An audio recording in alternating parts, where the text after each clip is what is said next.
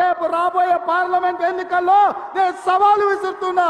నీ చేతనైతే దమ్ముంటే నువ్వు మగోడివైతే ఈ తెలంగాణ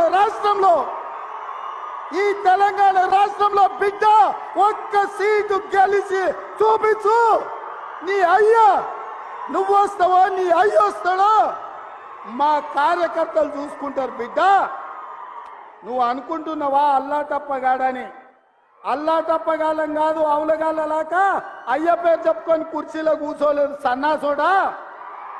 కింది నుంచి కార్యకర్తగా కష్టపడి జెండాలు మోసి లాఠీ దెబ్బలు విని నీ అక్రమ కేసులు ఎదుర్కొని చెర్లపల్లి చెంచల్గూడ జైల్లో మగ్గినా భయపడకుండా లొంగిపోకుండా నిటారుగా నిలబడి నిన్ను నీ అయ్యను నీ బావను బొందబెట్టి ఇవాళ కుర్చీలో కూర్చున్నాం.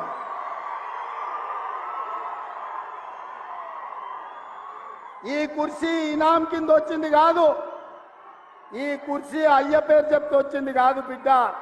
నల్లమల అడవి నుంచి తొక్కుకుంటూ వచ్చి నీలాగటో నెత్తి మీద కాలు పెట్టి తొక్కి ఆ కుర్చీలో కూర్చోబెట్టింది మా కార్యకర్తలు. ఇవాళ కుర్చీ ఉందంటే అది మా కార్యకర్తల త్యాగం.